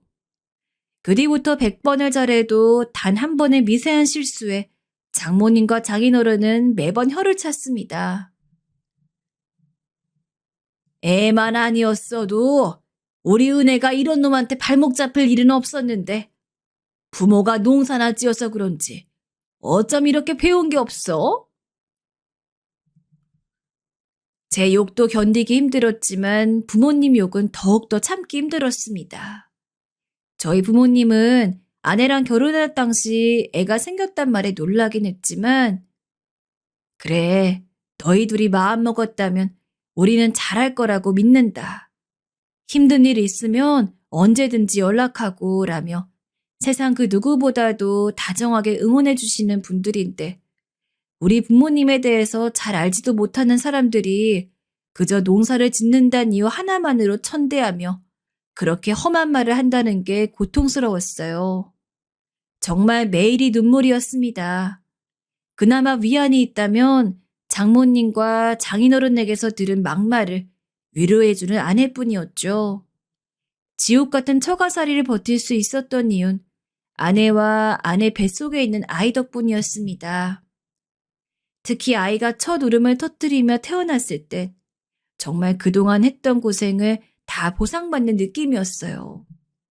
식은땀을 뻘뻘 흘리고 있는 아내의 손을 잡고 정말 고마워. 내가 진짜 잘할게. 라는 말만 주문처럼 외웠습니다. 둘만 있다면 전 정말 평생 행복하게 살 자신이 있었죠. 네, 분명 그랬습니다. 당신, 우리 부모님에 대한 얘기 좀 그만하면 안 돼? 솔직히 듣기 좀 거북하네. 뭐라고? 아이가 태어나고 딱 1년 뒤 아내는 변하기 시작했습니다. 장모님과 장인어른이 제게 험한 말을 할 때마다 종종 아내에게 그 이야기를 전하거나 했었는데 이전에 아내는 분명 자신이 대신 미안하다면서 너무 신경 쓰지 말고 힘내란 이야기를 매번 건네줄 정도로 사려 깊고 배려심이 있는 여자였어요. 하지만 아이를 낳은 1년 사이에 너무도 다른 사람이 되어버렸죠. 당연히 당황스러웠습니다. 왜 그러냐고 몇 번을 물어도 자기는 원래 그랬다면서 오히려 저를 이상한 사람 취급했죠. 우리 엄마가 고집스럽고 이별난 건 나도 알아. 근데 그걸 꼭 내 앞에서 그리 티내야 직성이 풀리겠어? 당신이 그러고도 사위야? 아니, 내 말은 그게 아니고 늘 하던 얘긴데 왜 예민하게 반응하냐는 거야. 당신이 지금까지 하는 말들 들어준 게 아니고 사실은 다 귓등으로 흘려들었어. 근데 나도 참다 참다 말하는 거야. 내 부모님 얘기 더 이상 나한테 하지 마. 듣기 싫으니까. 아내는 그렇게 단언해버렸고 전 그 이후로 아내에게 회사 이야기도 다른 이야기도 할 수가 없었습니다. 아내는 사실 장인어른, 장모님 얘기뿐 아니라 제가 무슨 얘기를 해도 별로 관심이 없는 것 같았어요. 다른 얘기하면 안 돼? 나 지겨운데. 아니면 설거지라도 좀 하든가. 말만 하지 말고. 늘 이런 식으로 대화를 자르다 보니 저도 할 말이 없어졌고 둘 사이에 대화는 사라져버렸습니다. 한 침대에 누워도 어쩔 땐 아내가 낯설고 우리가 부부가 맞을까 하는 생각마저 슬그머니 들기 시작했습니다. 이 고민을 누구한테 털어놓을 데가 없어 친구한테 이야기하니 친구는 배부른 놈이 이런 고민을 한다며 제 말을 들어주지도 않았습니다. 아내의 행동은 더 심각해졌습니다. 아내는 종종 저희 부모님에게 드리던 안부 전화까지 갑자기 싹 끊어버렸어요. 새아가는 잘 지내니? 아, 네, 잘 지내요. 근데 요즘 연락이 왜 없지? 무슨 일 있나? 그게 아이 낳고 바쁘다 보니까 그렇게 됐어요. 연락을 아예 끊어버린 아내 덕에 저에게 대신 아내의 안부를 묻는 부모님의 말, 그리고 그 말에 솔직하게 대답할 수 없는 저. 이젠 이 집에서 아내조차 제 편이 아니라는 게 절망스러웠습니다. 아직 걸음마도 제대로 못하는 아이를 보며 그저 이 아이가 내 희망이라 되새기고 하루하루를 보냈죠. 아마 부모님이 제가 처갓집에서 이런 대우를 받는 걸 알았다면 뒷목을 잡고 쓰러졌을 겁니다. 매일같이 쏟아지는 장인어른과 장모님의 괄시, 갑자기 생겨버린 아내의 무시까지. 그러던 어느 날 저희 어머니께서 시골에서 올라오신 일이 있었어요. 어머니께서 아내 주시겠다고 된장과 깨, 김치를 갖고 오셨습니다. 그리고 맛난 청국장을 끓여주시겠다고 부엌에서 요리를 하시고 있는데 마침 나갔다 들어온 아내가 어머니를 보고 표정이 굳더군요.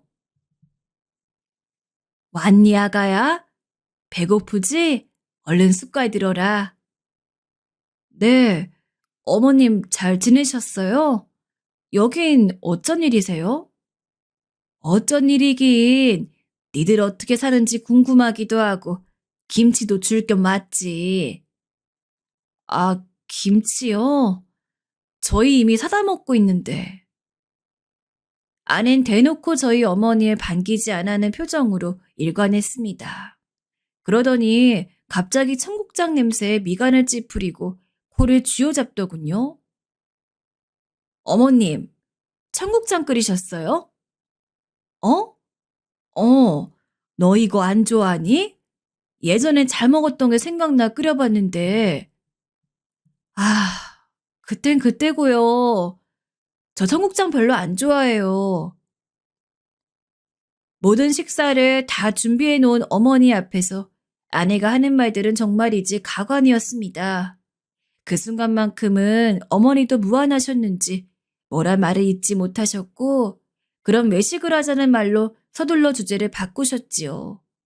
외식 자리에서도 아랜 뚱한 표정으로 먹는 둥 마는 둥 했습니다. 어머니가 아내의 밥 위에 반찬도 올려주고 했지만 아내는 얼른 일어나고 싶단 티를 잔뜩 내었어요. 정말 하는 짓이 꼭 유치원생이었습니다. 당신 아가 꼭 그래야 했어? 뭐? 내가 뭘 어쨌는데? 우리 엄마가 당신 주겠다고 청국장 끓인 거잖아. 그럼 지금 나보고 그 냄새 나는 걸 먹으라는 거야? 먹기 싫은 걸 내가 도대체 왜 먹어야 하는데? 나 집에서도 그러고 안 살았어. 아님 지금 당신 나한테 시댁살이 시키려는 거야? 결국 어머니가 가신 이후 부부싸움이 크게 일어났습니다. 전 섭섭함을 토로했지만 아낸 뻔뻔하게도 자기 잘못을 인정하지 않고 방으로 쏙 들어가 버렸어요. 처음으로 그때 제 머릿속에 이혼이란 두 글자가 떠올랐습니다. 아이를 생각하면 절대 할 수 없는 선택이었지만 마음이 그렇더군요. 저희 어머니도 집을 다녀가신 이후 조금 눈치를 채셨는지 제게 별일이 없냐는 말을 종종 물으시곤 하셨습니다.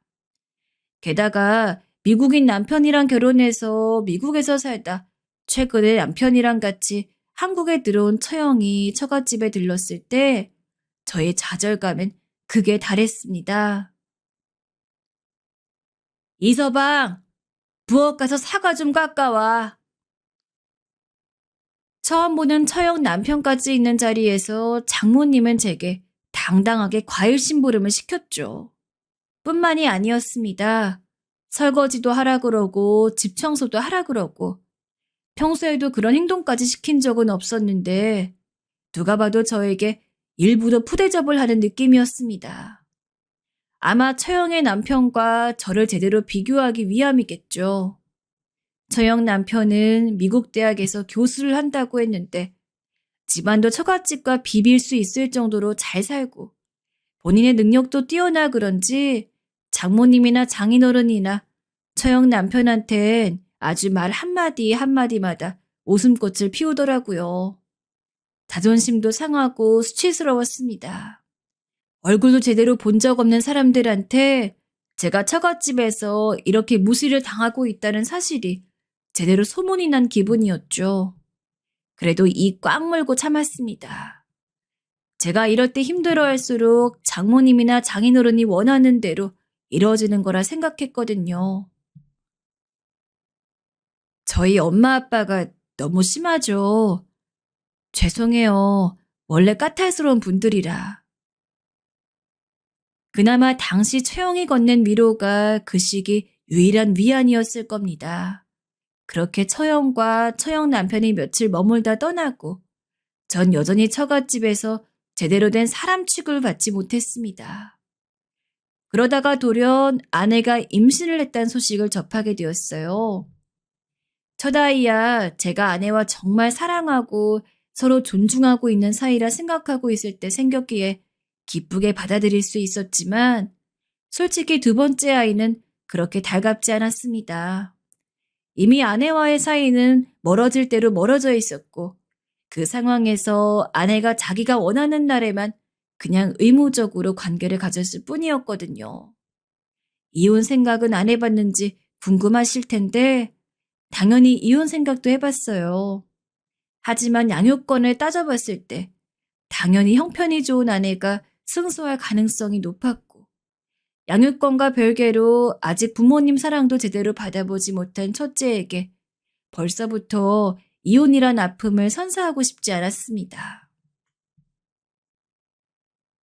당신은 내가 딸길 먹고 싶다는데 그 정도도 못해줘? 여기에선 팔지 않는다고 했잖아. 안 파는 걸 어떻게 사줘? 다 핑계지, 핑계야. 하지만 아이 하나만 보고 버티기엔 현실이 너무 팍팍하더군요. 아낸 둘째를 임신하고 옳다구나 싶었는지 하루에도 수십 번 이상 저를 부려먹기 시작했습니다. 동네에서 팔지도 않는 걸 사와 달라 그래서 1시간 안에 3번을 차를 타고 왔다 갔다 하며 먹을 거를 갖다 바쳐야 했고 쪽잠을 자다가도 아내가 부르는 소리에 깨지 않으면 비명을 고래고래 지르는 통에 그 임신 히스테리를 저 혼자 전부 받아내야 했습니다. 진짜 짜증나. 임신하기 싫었는데 내가 무슨 애 낳는 기계야? 공장이냐고. 아낸 매일 저런 이야기를 해댔고 저는 그럴 때마다 속으로 한숨을 삼키며 조금만 참자고 다짐했습니다. 장모님과 장인어른은 두 분 나름대로 매일같이 저를 갈구고 조금이라도 쉬려고 방에 들어가면 그때부터는 아내가 나서서 이거 해라 저거 해라 난리를 치니까 하루 삼시세끼를 꼬박 챙겨 먹는데도 살이 쭉쭉 빠졌어요. 어느 날엔 회사 동료가 절 보더니 그러더라고요. 아니 영준 씨, 왜 이렇게 살이 많이 빠졌어요? 얼굴이 헬쓱한데? 아, 제가요? 어, 나 처음에 다른 사람인 줄 알았네. 검사라도 해봐야 하는 거 아니야? 출장을 갔다 온 동료가 제 얼굴을 보더니 검사까지 받아보라고 하더군요. 그렇게 심각할 줄은 몰랐는데 화장실에 가 제 얼굴을 보니 정말로 볼이 움푹 패긴 했더라고요. 눈 밑엔 거무튀튀한 게 잔뜩 끼어 있고 누가 봐도 너무 피곤하고 지쳐 보이는 얼굴이었어요. 처음으로 제 자신이 불쌍해지는 순간이었죠. 잘 버텨왔다고 생각했는데 버티고 있다고 생각했는데 아니었나 하는 생각이 들었습니다. 아내의 임신 히스테리는 아이를 출산할 때까지 계속됐습니다. 정말 10달 동안 얼마나 들들 볶았는지 큰 사건 하나만 말씀드릴게요. 아마 아내가 임신한 지 반년쯤 됐을 때일 겁니다. 배가 나오면 임산부들이 거동이 불편한 건 당연히 알고 있어요. 그래서 아내가 밖에 나가거나 할 때면 혹시나 위험할까봐 제가 늘 곁에 붙어서는 손을 잡아주고 갔습니다. 나 걷기 힘드니까 안고 나가줘. 그런데 어느 날은 저런 말도 안 되는 부탁을 하는 겁니다.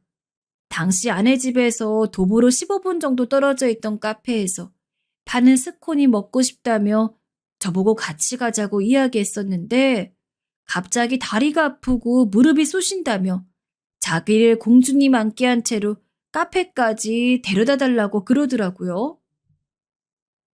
이런 말하기 그렇지만 아내는 임신 중이었기에 당연히 평소보다 살이 찐 상태였고 전 하도 시달리는 통에 살이 빠져 몸무게만 놓고 보면 아내랑 비등비등한 상황이었어요. 제 몸 하나 건사하기도 힘든데 어떻게 저만한 무게를 가진 사람을 안고 갈 수가 있겠어요.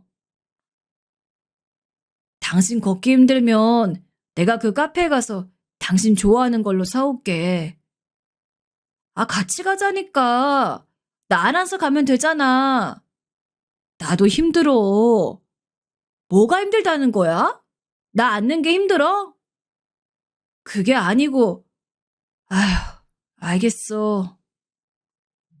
아낸 꼭 그 카페 안에서 스콘을 먹고 싶다며 무조건 자기가 거기 가야 한다고 떼를 썼죠. 제가 무슨 발언권이 있었겠습니까? 하는 수 없이 아내를 안고 카페까지 가는데 진짜 다리가 부들부들 떨리고 그 와중에도 주변 사람들이 흘낏거리며 쳐다보는 시선이 느껴지는데 진짜 쪽팔려가지고 당장 어디라도 숨고 싶은 심정이었습니다. 그리고 그날 저는 아내를 안고 집과 카페를 오고 가느라 물이 한 통에 한동안 병원 신세를 졌죠. 미안해. 내가 괜히 무리한 부탁을 했나 보다. 아낸 매일같이 진통제를 먹는 저를 보며 이 말 한마디만 했을 뿐이었습니다. 정말 얄미워서 꼬집어주고 싶은 심정이었죠. 좀 웃을 수도 있는 사건이지만 이런 사건들이 한두 개가 아니었어요. 어느 날은 장모님께서 제게 반찬을 만들어야 하는데 도우러 오라고 하더군요. 마침 제가 출장 중이어서 가기 곤란하다고 말씀드렸더니 자네 지금 내 부탁을 거절하는 거야? 얼른 뭐다? 하고 고함을 지르셨습니다.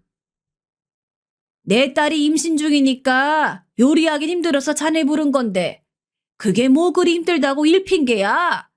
다른 회사도 아니고 내 회사인데 자네가 오기 싫어 그런 핑계 대는 거 내가 모를 줄 알아? 아니요, 장모님. 그게 아니고요.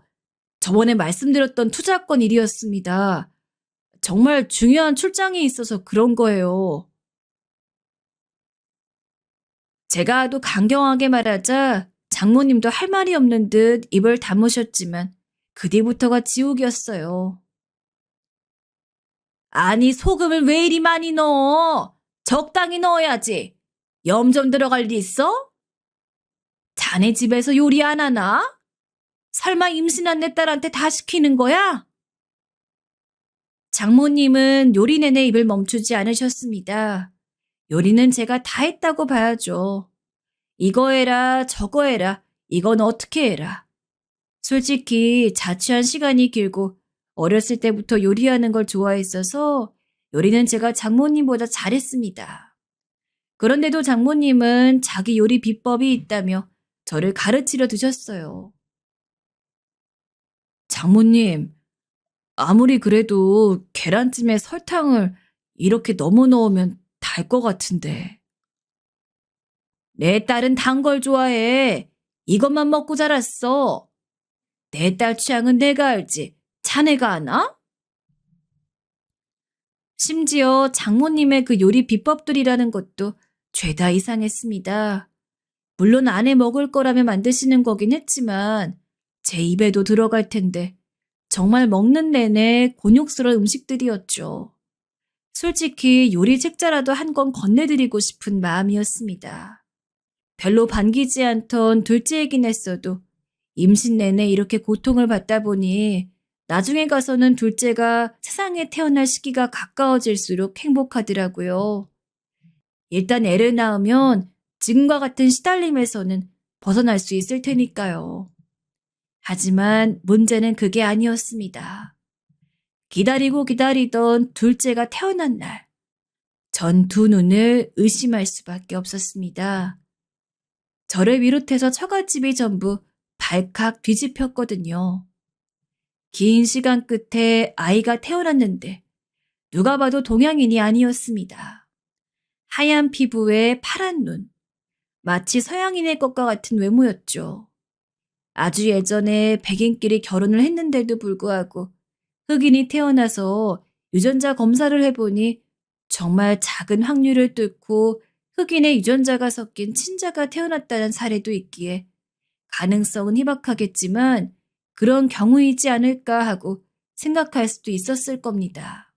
하지만 더 놀라운 것은 한국에서 임신한 처형의 아이랑 태어난 시기가 한 달밖에 차이가 나지 않는 데다가 분명히 달라야 할 얼굴인데도 마치 쌍둥이가 태어난 것처럼 똑같이 생겼단 것이었습니다.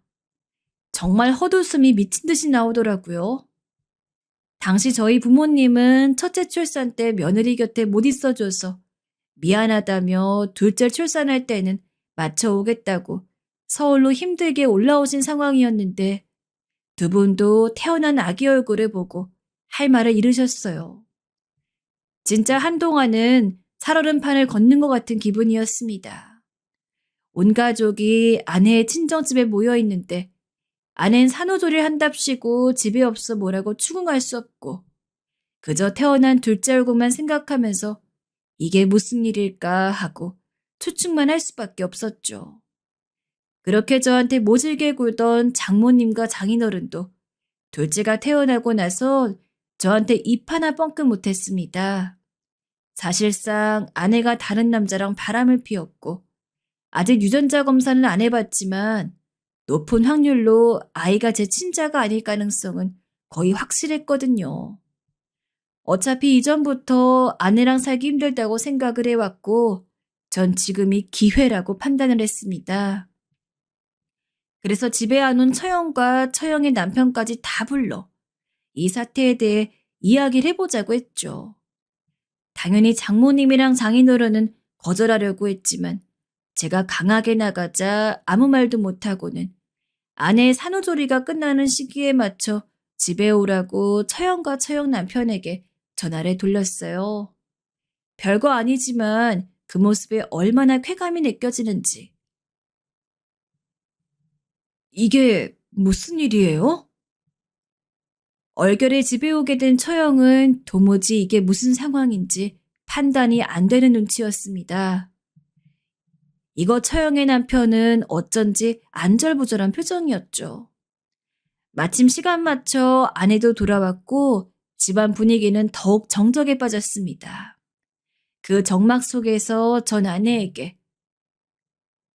대체 당신 누구랑 바람을 피웠기에 백인 남자애가 나와? 그리고 당신이 낳은 아이는 왜 그렇게 처형이 낳은 아이랑 비슷하게 생겼는데? 라고 먼저 물꼬를 텄어요. 처형은 설마 자신이 집으로 오게 된 이유가 그런 상황일 때문일 거란 상상도 못했는지 얼굴이 하얗게 질렸죠. 그래서 전 아예 쐐기를 받고 당시 찍어뒀던 아이 사진을 처형에게 보여줬습니다. 그리고 제가 무슨 행동을 할 때마다 좌불안석으로 몸을 가만히 냅두지 못하는 처형 남편을 보고 내심 속으로 처형 남편이 아내랑 바람을 피웠나 보다 싶었죠. 그리고 아마 저뿐만 아니라 당시 처갓집에 모여있던 모든 사람들이 다 같은 생각을 했을 겁니다. 너 이거 똑바로 말해봐. 늘 아내에게 다정했던 장모님이었지만 도저히 이거는 그냥 넘어갈 수가 없는지 아내를 강하게 다그쳤어요. 아내는 겨우 그 말 한마디 들었을 뿐인데 벌써부터 눈물이 범벅된 상태로 손만 덜덜 떨었죠. 장인어른도 아내에게 언성을 높이고 말 그대로 개판이었습니다. 엄마, 아빠, 죄송해요. 역시나 예상대로 아내는 자신의 형부와 바람이 난 거였습니다. 아내의 입에서 형부와 관계를 가졌다는 이야기가 나오자마자 처형은 아내의 머리채를 잡고선 다 뽑아버릴 기세로 악을 쓰며 당겼습니다. 이 못된 기집애야. 네가 사람이냐? 어떻게 이럴 수가 있어? 아! 그 와중에 처형 남편은 신발도 제대로 못 신고 불이 나게 일어서선 도망가고 장모님과 장인어른은 머리채를 잡힌 아내와 처형을 서로 떼어놓으려고 안달이었고 저와 저희 가족은 뭐라고 할 말도 잃은 채 망연히 그 난장판을 지켜만 보고 있고 감히 말하건대 그날 처갓집은 아주 쑥대밭이었습니다. 전 말했습니다. 전 정말 아내 하나만 보고 살았는데 어떻게 이런 일이 있을 수 있죠? 장모님, 장인어른, 말 좀 해보세요. 제가 일부러 두 사람 앞에서도 목소리를 키우자 그분들은 한숨을 푹 쉬며 죄인의 얼굴로 용서해달란 말만 반복했습니다. 아니요, 용서하고 싶지 않고요. 이건 너무 막장이라 무슨 드라마에도 못 나올 일이네요. 딸 간수 앞으로 제대로 하세요. 그렇게 이전엔 이혼에 대해 꿈도 못 꿨는데 아내가 거하게 사고를 쳐준 탓에 저도 훨씬 더 마음 놓고 이혼을 준비할 수 있게 되었습니다. 제가 아내랑 절대 못 산다고 못을 박으니 자기 딸한테 형부랑 바람나 결혼 파토난 이혼녀란 흠을 만들기 싫었는지 장모님이랑 장인어른이랑 둘 다 제 앞에서 무릎을 꿇고 빌고 아내 역시 이혼만은 다시 생각해달라며 싹싹 비는데 본체도 하지 않았죠. 그러던 어느 날 이혼 전문 변호사를 만나 소송을 준비하고 있는데 제가 완강하게 나가자 장모님과 장인어른은 조용히 무릎을 꿇으셨습니다.